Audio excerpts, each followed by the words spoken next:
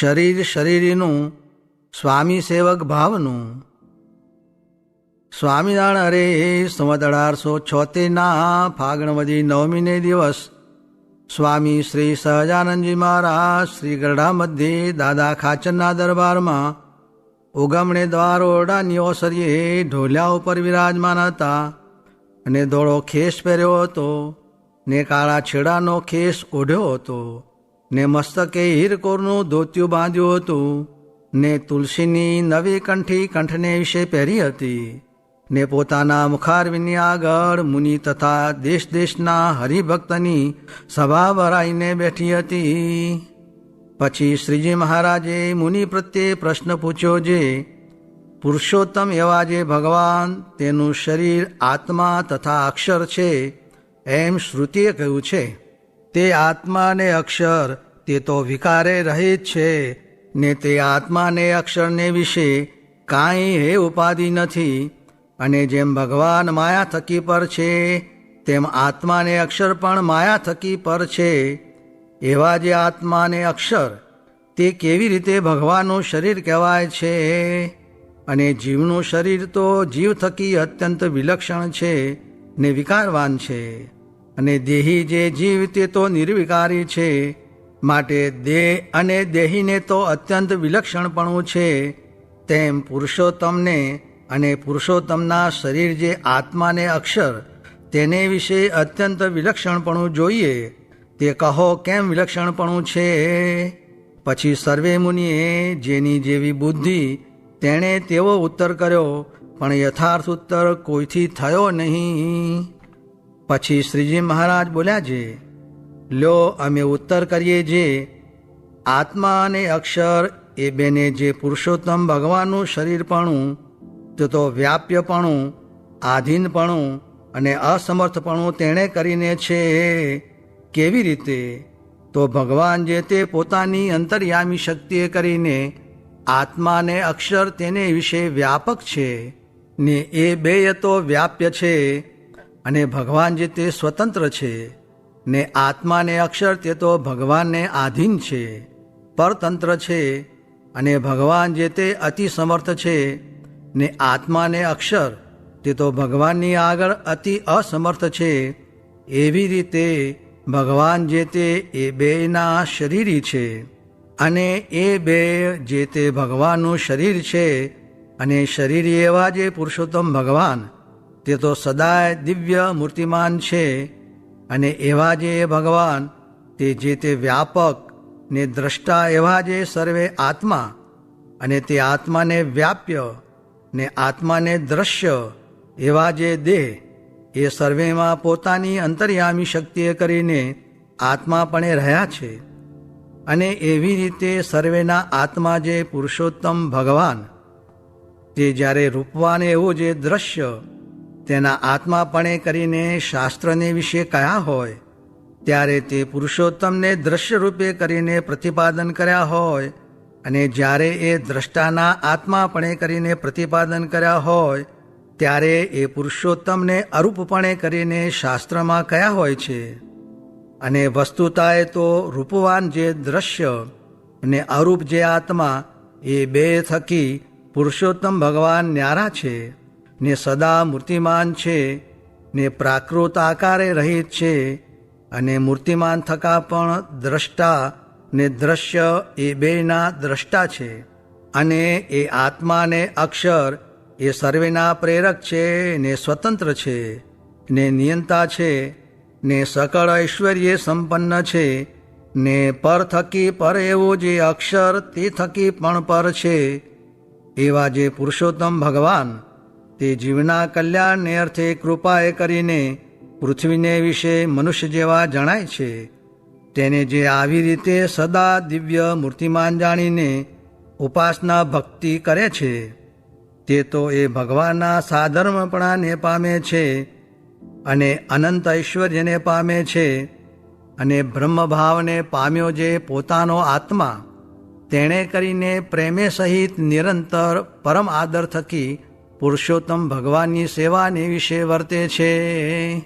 અને જે એ ભગવાનને નિરાકાર જાણીને ધ્યાન ઉપાસના કરે છે તે તો બ્રહ્મ સુષુપ્તિને વિશે લીન થાય છે. તે પાછો કોઈ દિવસ નિસરતો નથી અને ભગવાન થકી કોઈ ઐશ્વર્યને પણ પામતો નથી. અને આ જે વાર્તા તે મેં પ્રત્યક્ષ દેખીને કહી છે, માટે એમાં કાંઈ સંશય નથી. અને આ વાર્તા તો જેને એ ભગવાનના સ્વરૂપમાં સદા દિવ્ય સાકારપણે ઉપાસનાની દ્રઢ નિષ્ઠા થઈ હોય તે થકી જ પમાય છે, પણ બીજા થકી તો પમાતી જ નથી. માટે આ વાર્તાને અતિ દ્રઢ કરીને રાખજો. ઇતિ વચનામૃતમ. એ રીતે ગરડા પ્રથમ પ્રકરણનું 64મું વચનામૃત જે તે થયું.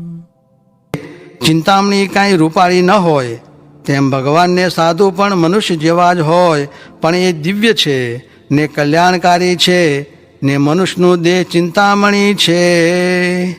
સ્વામિનારાયણ હરે સ્વામીએ વાત કરી છે, આ વાતું તો અનંત સંશયને છેદી નાખે એવી પુરુષોત્તમ ભગવાનની છે. દેહને પોતાનું રૂપ માને તો એમાં બધાય દુઃખ રહ્યા છે, ને દેહને ન માને તો તેમાં દુઃખ જ નહીં. ને શાસ્ત્રમાં બહુ પ્રકારના શબ્દ છે, તે સાંભળીને ભ્રમી જવાય છે, ને માથું ફરી જાય છે, ને બ્રહ્મરૂપ મટીને દેહરૂપ મનાઈ જાય છે. અને શાસ્ત્રમાં તો બધાય શબ્દ સરખા હોય નહીં, બે આમ હોય ને બે આમ હોય, પણ એક ધારા હોય નહીં. ને જ્ઞાન થયું તે કેનું નામ?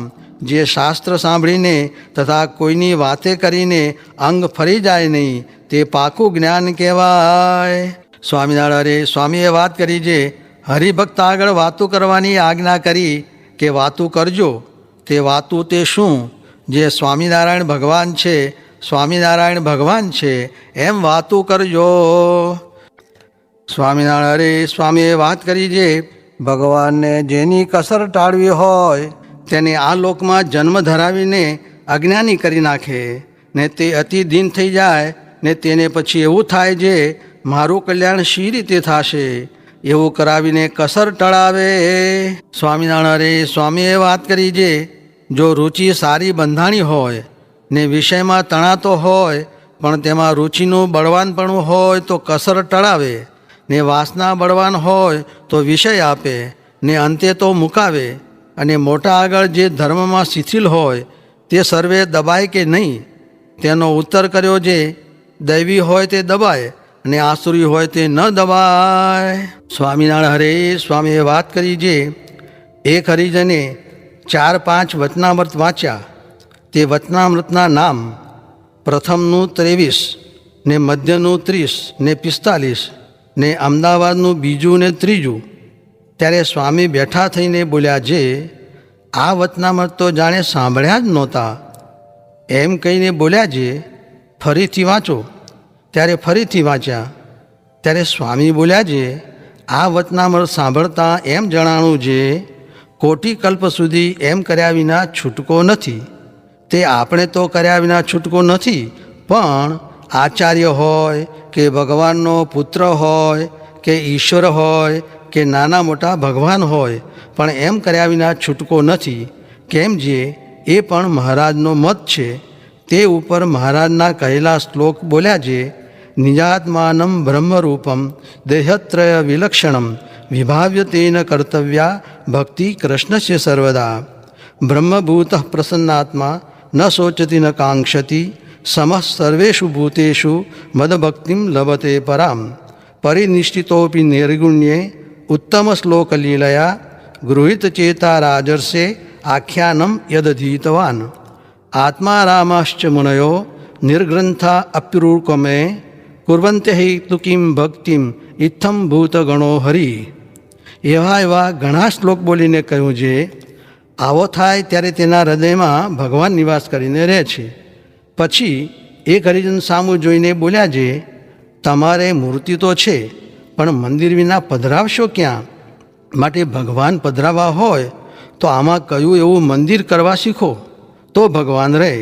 એમ કહીને બોલ્યા છે, આ મંદિર સારું મૂર્તિઓ લેવા ગયા ત્યારે સલાટે કહ્યું છે, કેવી મૂર્તિઓ કાઢી આપું? ત્યારે સાધુએ કહ્યું, આ નકશા પ્રમાણે કાઢી આપો. ત્યારે તે સલાટે કહ્યું છે, લાખો રૂપિયાનું મંદિર હોય ત્યારે એવી મૂર્તિઓ શોભે. પછી સાધુએ કહ્યું છે, મંદિર પ્રમાણે જ મૂર્તિઓ લેવા આવ્યા છીએ. ત્યારે કહે છે, તો તો કાઢી આપું, પછી સલાટે મૃત્યુ કાઢી આપ્યું, તેમ આપણે ભ્રમરૂપ થયા વિના પુરુષોત્તમને પધરાવશું ક્યાં? માટે પુરુષોત્તમ પધરાવવા હોય તો ભ્રમરૂપ થાવું, એમ કહીને ઉઠ્યા. પછી એક હરિજનનું કાંડું ઝાલીને ચાલ્યા. પછી તેને કહ્યું છે, ખબરદાર સંકલ્પ કર્યા છે તો. ત્યારે તે ભક્તના સંકલ્પ બંધ થઈ ગયા. પછી તેને કહ્યું છે, આમ નિરંતર રહેવાય તો સંશય ગ્રંથિ, કર્મ ગ્રંથિ, ઈચ્છા ગ્રંથિ, મમત્વ ગ્રંથિ અને અહં ગ્રંથિ આદિ અનેક પ્રકારની ગ્રંથિઓ નાશ પામી જાય છે ને નિરંતર ભગવાનમાં રહેવાય છે. સ્વામિનારાયણ હરે. સ્વામીએ વાત કરી છે, 2 વર્ષ વગર વરસાદે દાણા પૂરા કર્યા ને મેઘ વરસે એમ નથી, પણ સત્સંગીને અર્થે વરસાવીએ છીએ. સ્વામિનારાયણ હરે. સ્વામીએ વાત કરી છે, આપણને ભગવાન તથા સાધુ મળ્યા છે ને ઓળખાણા છે, તેથી કાંઈ કરવું રહ્યું નથી, પણ શાંતિ થતી નથી. તેનું કારણ એ છે જે વિષયમાં રાગ છે, જે મનનું ધાર્યું કરવું તથા આજ્ઞા લોપાય તથા અજ્ઞાન, એ ત્રણે કરીને શાંતિ થતી નથી. સ્વામિનારાયણ હરે. સ્વામીએ વાત કરી છે, જેમ છે તેમ કહીએ તો તરત મનાય નહીં, માટે મનને વળગાડી મૂકવું એટલે ધીરે ધીરે બળ પામશે તેમ સમજાશે.